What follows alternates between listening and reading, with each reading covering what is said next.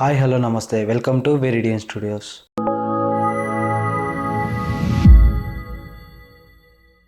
ఈరోజు మనం ఎంతో ఇంట్రెస్టింగ్ అయినా ఎంతో ఆశ్చర్యపరిచే విషయాల గురించి మాట్లాడుకుందాం. మీరైతే లైక్ అండ్ సబ్స్క్రైబ్ చేసుకున్నా మాత్రం వెళ్ళకండి. మీకు తెలుసా, బ్లూ వేల్స్ కూడా మనుషులలాగే ఒకటితో ఒకటి ఓషన్ లో కమ్యూనికేట్ అవుతూనే ఉంటాయి. బ్లూ వేల్స్ వరల్డ్ లోనే బిగ్గెస్ట్ యానిమల్సే కాదు, యాక్చువల్లీ కమ్యూనికేషన్ లెజెండ్స్ కూడా. యాక్చువల్లీ ఆ బ్లూ వేల్స్ ఎలా మాట్లాడుకుంటాయంటే మన చెవులకే వినపడని ఒక ఫ్రీక్వెన్సీలో మాట్లాడుకుంటూ ఉంటాయి. ఏన్షియన్ ఈజిప్ట్ లో వాళ్ళు అక్కడ ఏదైనా జాయిన్ చేయడానికి లేదా జ్యువెలరీస్ లో డైమండ్స్ ని అతికించడానికి వాడేవారు. ఒక గమ్ముని అయితే వాడతారు. అది ఎంత పవర్ఫుల్ అంటే అదే గమ్ముతో ఒక 4000 ఇయర్స్ బ్యాక్ అతికించిన ఆ వస్తువులు ఇప్పటికీ అలాగే ఉన్నాయి, అంటే చెక్కు చెదరకుండా. అవి ఎలా తయారవుతాయంటే యానిమల్ ఫ్యాట్, బీ ఫ్యాక్స్ ఇంకా కొన్ని మిశ్రమాలతోటి కలిపి దాన్ని తయారు చేసేవారు. ఇప్పుడు దొరికే గమ్స్ లో చూసుకుంటే అది 10 రెట్లు ఎక్కువగానే ఉంటుంది. జనరల్ గా మనం ఎడారిలో వాన పడదు అని అనుకుంటాం కదా, ఎడారిలో కూడా వాన పడుతుంది. అప్పుడు ఏమవుతుందంటే వర్షం పడేటప్పుడు అసలు మనకైతే కనపడదు. ఎందుకంటే అక్కడ ఉండే ఎక్స్ట్రీమ్ హీట్ వల్ల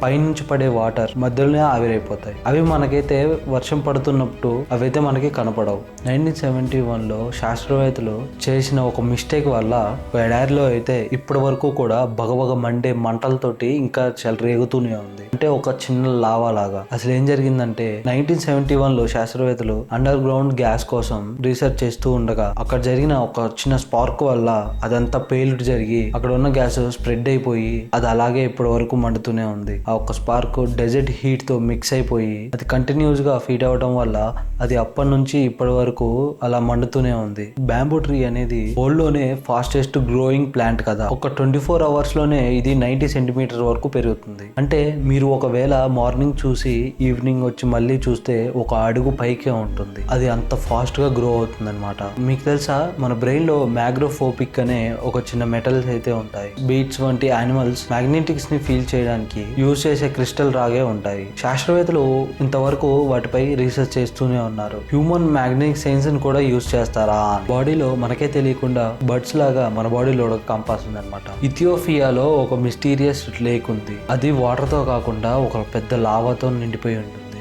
దానికి దగ్గరే ఉన్న ఒక వాల్కెనో ఇది దాదాపుగా 1200 సెల్సియస్ కన్నా ఎక్కువగానే ఉంటుంది.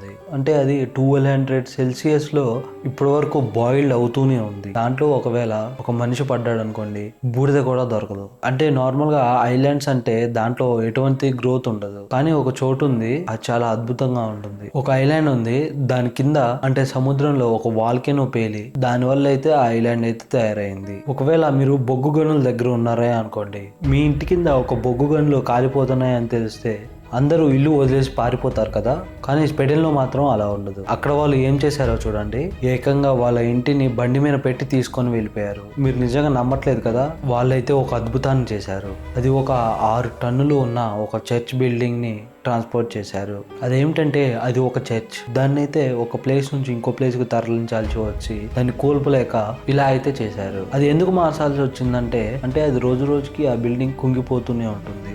అది ఎందుకంటే ఆ భూమిలో ఎంతో విలువైన ఖనిజాలు అయితే ఉన్నాయి. అందుకే అంత ఇనుము ఉందని తెలిసిన తర్వాత గవర్నమెంట్ ఊరుకుంటుందా? ఆ ఊరునంతా ఖాళీ చేయించారు, ఎందుకంటే ఆ ఇనుముని సొంతం చేసుకోవడానికి. దీని కారణంగా ఆ చర్చిని అయితే గోల్పలేక వేరే ప్రాంతానికి అయితే షిఫ్ట్ చేశారు. మొత్తం 1800 మంది జనాభాని తరలించారు. అది ఐరన్ కోసం మొత్తం తవ్వడం వల్ల ఆ ఊర్లో మొత్తం క్రాక్స్ వచ్చి కుంగిపోయింది. అక్కడ గవర్నమెంట్ అందరికీ మంచి ఆల్టర్నేట్ మంచి ప్లేస్ అయితే ఇచ్చింది, కానీ ఆ పాత ఊరంతా ఒక ఎడారి లాగా మారిపోయింది. 1912లో కట్టిన ఈ చర్చ్ అది చాలా పాతది. అది చాలా వీక్ గా ఉన్నా కానీ వాళ్ళు 5 కిలోమీటర్స్ సక్సెస్ఫుల్ గా అయితే తీసుకొని వెళ్లారు. యుఐఏ, ఖత్తర్, ఒమెన్ అవన్నీ ఒకప్పుడు బ్రిటిష్ ఇండియాలోనే ఉండేవి. ఆ ఏరియాలన్నీ మొత్తం కూడా ముంబై నుంచే కంట్రోల్ అయ్యేవి. అక్కడ ఇంకో ఆశ్చర్యమైన విషయం ఏంటంటే ఇండియన్ రూపీస్ కూడా నడిచేది. ఇదంతా కూడా బ్రిటిష్ వాళ్ళ కంట్రోల్లో ఉండేది. ఈ బ్రిటిష్ వాళ్ళే మన దేశాన్ని రక్షణగా కూడా చూసుకునే వాళ్ళని భావన. చాలా మంది చరిత్రదారులు ఏమంటారంటే దుబాయ్ ని ఇండియా ఆల్మోస్ట్ కోల్పోయింది,